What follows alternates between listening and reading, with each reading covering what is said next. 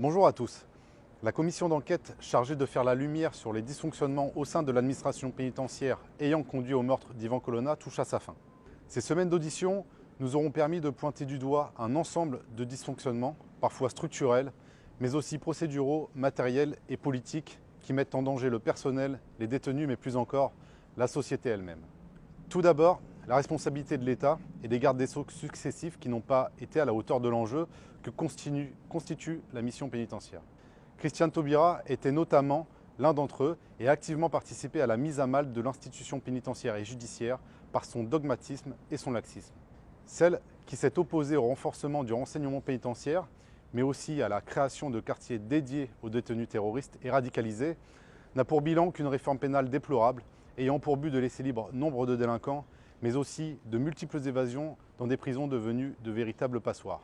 Avec Marine Le Pen, nous réclamons depuis de nombreuses années des établissements pénitentiaires spécifiques aux détenus sous emprise de l'idéologie islamiste, avec une prise en charge axée sur la sécurité.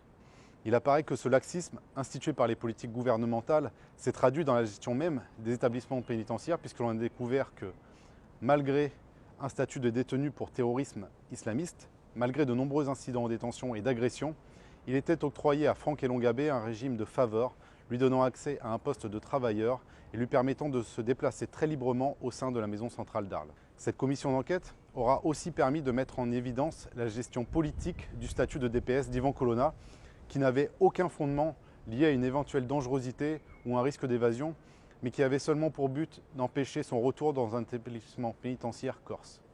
Il s'est avéré que le manque de moyens est criant au sein de nos prisons.